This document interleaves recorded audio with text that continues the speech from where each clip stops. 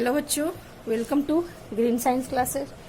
बच्चों, आज हम आप लोग को क्लास 9th का बायोलॉजी का पहला चैप्टर जीवन की मौलिक इकाई का ये हमारा दूसरा वीडियो है। पहला वीडियो हम डाल दिए हैं जिसमें हम आप लोग क्या क्या बताए थे। उसमें हमने आप लोग बताया था सेल के बारे में, कोशिका के बारे में, कोशिका क्या है, कोशिका किसे कहते हैं, कोशिका की खोज किसने की थी, और बताया था मैंने कोशिका सिद्धांत के बारे में, और मैंने कोशिका की संरचनाओं के बारे में बताया था कि कोशिका के 3 भाग हैं, कौन कौन सा। पहला हमने बताया था कोशिका भिल्ली या फिर कोशिका झिल्ली या कोशिका भित्ति, दूसरा कोशिका द्रव और तीसरा केंद्रक। ये तीनों के बारे में हम चर्चा कर चुके थे। बच्चों, अब हम बताएंगे आज कि कोशिका द्रव, हम उस दिन बताए थे कोशिका द्रव में क्या पाए जाते हैं, कोशिकांग पाए जाते हैं। तो जो कोशिका द्रव है उसके अंदर जितने सारे कोशिकांग हैं उनको एक एक करके हम डिटेल में पढ़ेंगे। तो आज हम शुरू करेंगे कोशिकांगों के बारे में। तो पहला हमारा कोशिकांग क्या है, माइटोकॉन्ड्रिया। तो पहला हम माइटोकॉन्ड्रिया के बारे में देखते हैं कि माइटोकॉन्ड्रिया क्या है, इसकी क्या क्या कार्य होते हैं। तो बच्चों, ये कहाँ पाया जाता है, ये जो कोशिकांग होते हैं यानी कि सेल ऑर्गेनेल्स या कोशिका अंगक, ये कहाँ पाए जाते हैं, ये कोशिका द्रव में पाए जाते हैं। सेल के अंदर कोशिका द्रव में पाए जाते हैं कौन से कोशिकांग। तो पहला कोशिकांग हमारा नाम क्या है, माइटोकॉन्ड्रिया। माइटोकॉन्ड्रिया के बारे में हम पढ़ते हैं। तो बच्चों, ये जो माइटोकॉन्ड्रिया का ये स्ट्रक्चर है, ये माइटोकॉन्ड्रिया क्या है, दोहरी झिल्ली से घिरा हुआ है। क्या है, दोहरी झिल्ली। वैसे ये पूरे प्रत्येक यूकैरियोट कोशिका में अनेक शेप में पाए जाते हैं, जैसे बेलनाकार, अंडाकार अथवा तंतुवत रचना में पाई जाती है। ये दोहरी झिल्ली से घिरी हुई है रचना है। पहला ये झिल्ली इसका हो गया बाहरी झिल्ली, और दूसरा ये हो गया आंतरिक झिल्ली। तो आप देख रहे हैं कि जो आंतरिक झिल्ली है उसमें अंगुली नुमा ये रचना निकली हुई है। क्या है, ये अंगुली नुमा रचना निकली हुई है। इसको हम क्या कहते हैं, इसको हम कहते हैं क्रिस्टी। तो इस अंगुली नुमा रचना क्या कहते हैं, क्रिस्टी कहते हैं। और इस माइटोकॉन्ड्रिया के भीतर क्या होता है, एक विशेष पदार्थ भरा रहता है, एक द्रव भरा रहता है, उसको हम कहते हैं मैट्रिक्स। तो इसको मैट्रिक्स कहते हैं। इसमें जो द्रव भरा हुआ है, पदार्थ भरा हुआ, उसे हम क्या कहते हैं, मैट्रिक्स। और इस मैट्रिक्स में अब क्या क्या होता है, तो इस मैट्रिक्स में बच्चों डीएनए होता है, राइबोसोम्स होता है और अनेक एंजाइम्स होते हैं।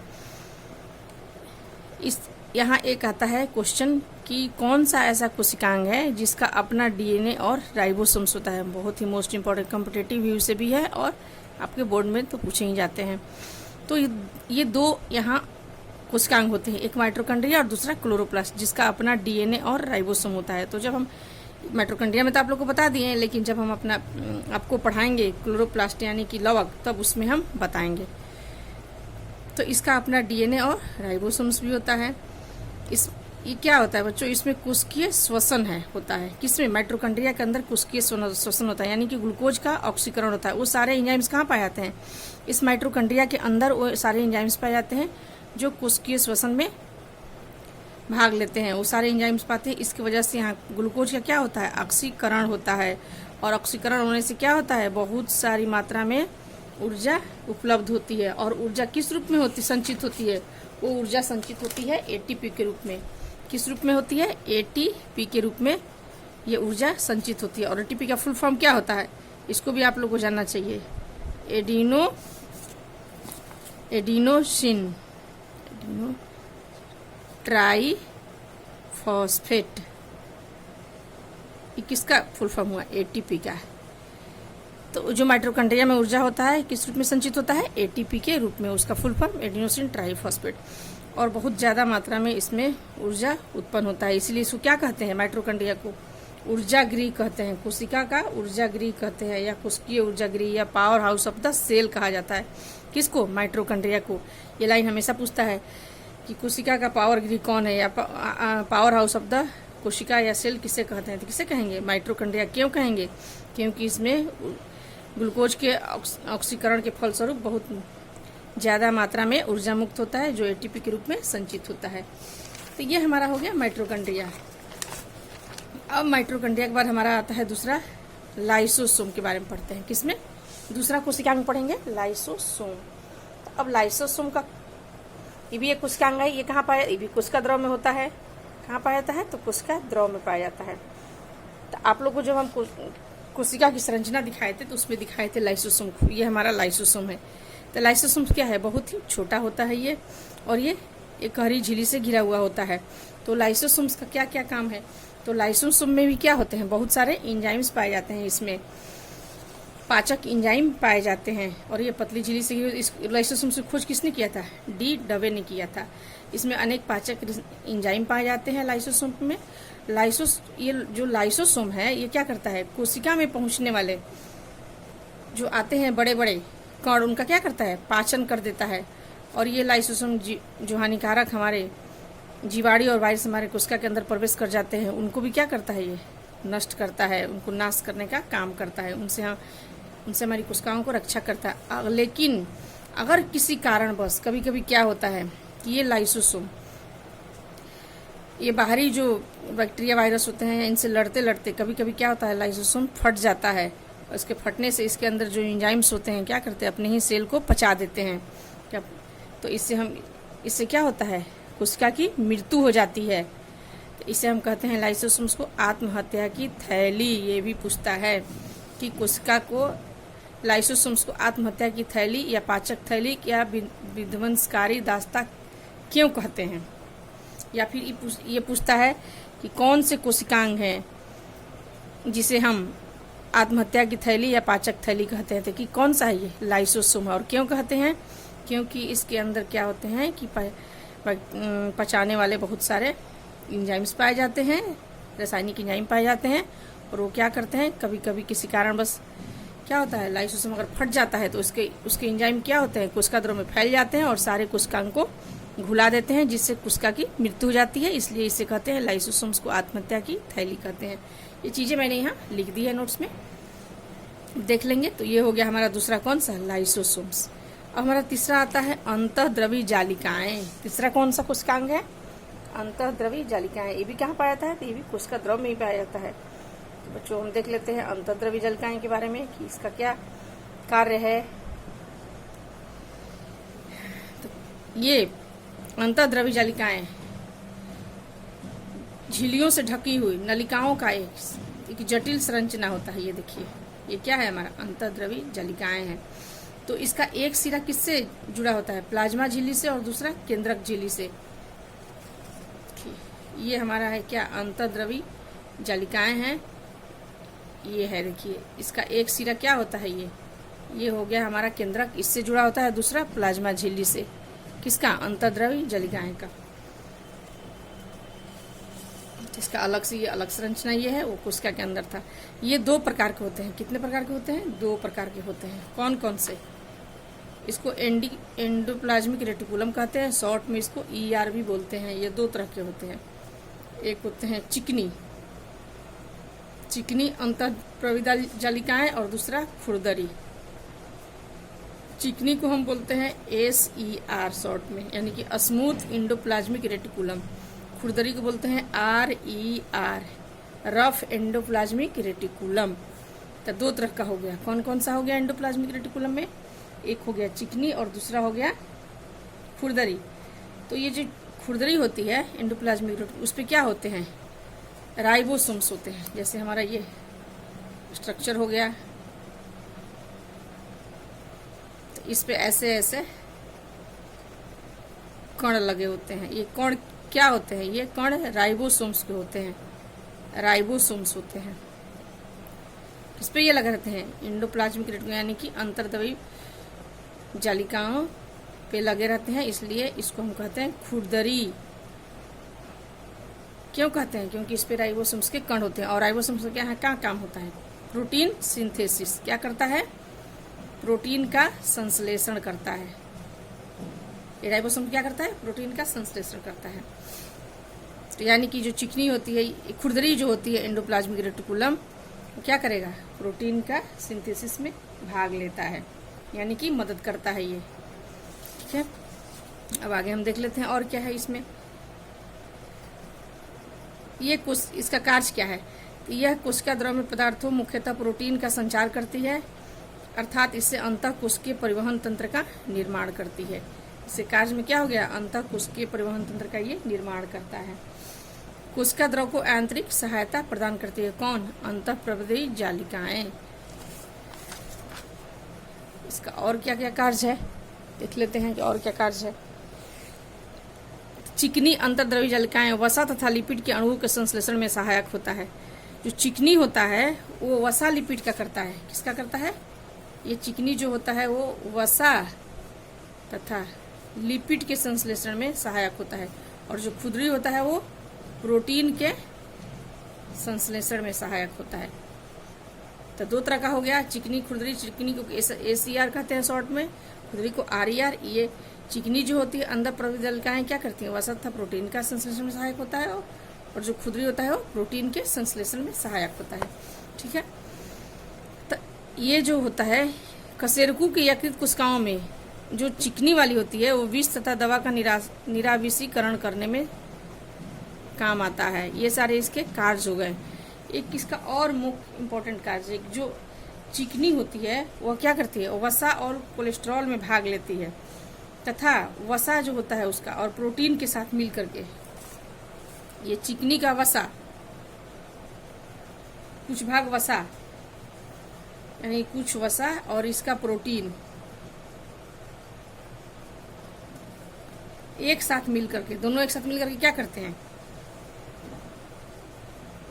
कोशिका झिल्ली बनाने में सहायता होता है। किसका बना होता है? कोशिका झिल्ली लिपिड प्रोटीन का बना होता है। हमारा कोशिका झिल्ली किसका बना होता है? लिपिड प्लस प्रोटीन का बना होता है। तो लिपिड कहाँ, तो वसा कहाँ से आता है? कुछ वसा चिकनी से आता है, और खुरदरी से क्या आता है? प्रोटीन। ये दोनों मिलकर क्या करते हैं? कोशिका झिल्ली के बनाने में सहायता करते हैं। इस प्रक्रिया को हम क्या कहते हैं? झिल्ली जीवात जनन। इस कोशिका झिल्ली को बनाने की क्रिया को कहते हैं झिल्ली जीवात जनन। ये भी इसका कार्य हुआ। इसको किसका? एंडोप्लाज्मिक रेटिकुलम का, यानी कि अंतःप्रद्रवी जालिकाओं का। तो ये हमारा हो गया तीसरा। अब हमारा चौथा आता है राइबोसोम। राइबोसोम के बारे में तो कुछ खास नहीं है, बहुत ही छोटा सूक्ष्म अंगक होता है, जिसको मैंने अभी इसी पे दिखाया था। किस पे? एंडोप्लाज्मिक रेटिकुलम पे ही। ये छोटे छोटे कण के रूप में रहते हैं। ये छोटे छोटे कण के रूप में क्या लगे हैं? ये दानेदार, ये राइबोसोम्स है, और ये कोशिका द्रव में स्वतंत्र रूप से भी पाए जाते हैं। कौन? राइबोसोम। और राइबोसोम्स किस में भाग लेता है? मुख्य इसका कार्य क्या है? तो प्रोटीन संश्लेषण में। राइबोसोम्स का मुख्य कार्य प्रोटीन संश्लेषण में भाग लेना होता है, यानी कि प्रोटीन का सिंथेसिस करता है, संश्लेषण करता है। तो हमारा राइबोसोम हो गया। ये बहुत ही सूक्ष्म अंगक में आते हैं। ऐसे राइबोसोम जो गुच्छों में मिलते हैं उसे क्या कहते हैं? पॉलीसोम्स भी कहते हैं। जब गुच्छों में राइबोसोम मिलेंगे तो उसे पॉलीराइबोसोम या पॉलीसोम्स भी कहते हैं। अब हमारा अगला पांचवा है। पांचवा क्या है? Golgi apparatus. गोल्जी काय, या उसको बोलेंगे गोल्जी उपकरण। इसका सर्वप्रथम खोज किसने किया था? इसको जंतु कोशिका में देखा। किसने देखा? तो कैमिलो गोल्गी ने देखा। कब? 1898 में जंतु कोशिका में देखा। किसने? कैमिलो गोल्गी ने। अब यही अगर गोल्जी उपकरण पादप कोशिका में की रचना में जब पाई जाती है तो उसको कहते हैं डिक्टियोसोम। यहाँ मैंने लिख दिया है, पादप कोशिकाओं में गोल्जी उपकरण की तरह रचनाएं पाई जाती है, उन्हें हम कहते हैं डिक्टियोसोम। यानी कि जब पादप कोशिकाओं में होगा तो इसको हम कहेंगे डिक्टियोसोम। इसको ध्यान रखिएगा बच्चों। अब इसका मुख्य कार्य क्या होता है? तो कोशिका का मुख्य श्रवण अंगक है ये। गोल्जी उपकरण प्लाज्मा झिल्ली की मरम्मत, लाइसोसोम्स की रचना और कोशिका भित्ति में सहायक होता है। यह कोशिकाओं में बने पदार्थों का संचयन, रूपांतरण तथा पैकेजिंग का काम करता है। कौन? गोल्जी उपकरण। यहाँ मैंने इसका रफ डायग्राम भी बना दिया है गोल्जी उपकरण का। अगर गोल्गी उपकरण को हम इलेक्ट्रॉन सूक्ष्मदर्शी में देखते हैं तो कैसा दिखता है? चारों तरफ से झिल्लियों से घिरी हुई एक समानांतर छपटी नलिकाओं का ये क्या होता है? एक समूह होता है। और इसमें ये देखो, ये क्या होते हैं? रिक्तिकाएं भी पाई, नीचे की तरफ ये बड़ी बड़ी रिक्तिकाएं पाई जाती हैं। इसमें ऊपर में ये वेसिकल्स होते हैं, सिस्टर्नी होती है बीच में। ये हमारा इसका स्ट्रक्चर है। किसका? गोल्गी उपकरण का, गोल्जी काय का।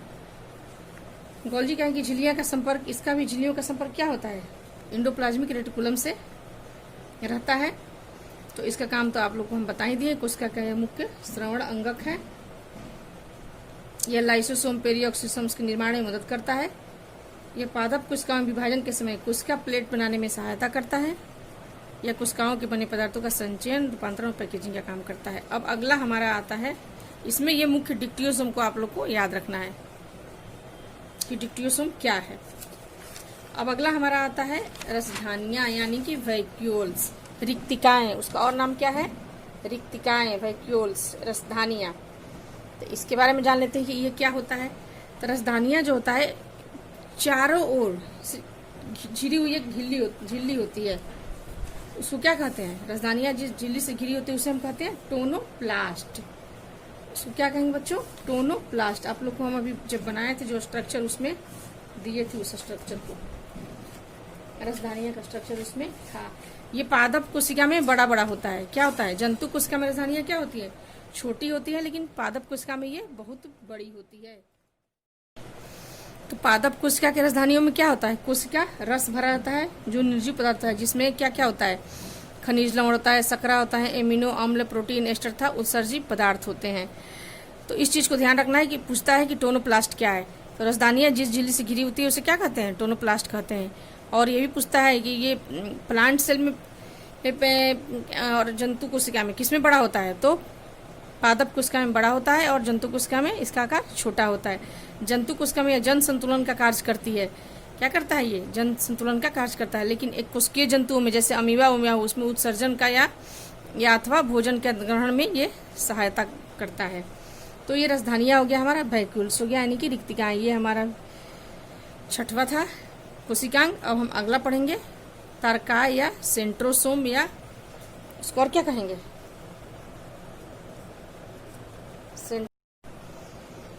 तो ये सेंट्रोसोम जो होता है एक बेलन जैसी रचना होती है। क्या होती है ये? देखिए बच्चों, ये क्या है? ये बेलन जैसी रचना होती है। और किसके नजदीक पाया जाता है? ये केंद्रक के नजदीक पाया जाता है। कौन? सेंट्रोसोम। और इसको और क्या बोलते हैं हिंदी में? तारकाय।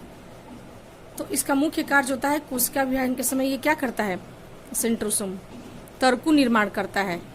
और ये किसमें पाया जाता है? ये सिर्फ जंतु कोशिका में पाया जाता है, पादप कोशिका में नहीं पाया जाता है। ये अंतर में आता है। किसमें? जंतु कोशिका और पादप कोशिका के अंतर में ये होता है कि ये जो होते हैं सेंट्रोसोम जंतु कोशिका में पाए जाते हैं और पादप कोशिका में नहीं पाए जाते हैं।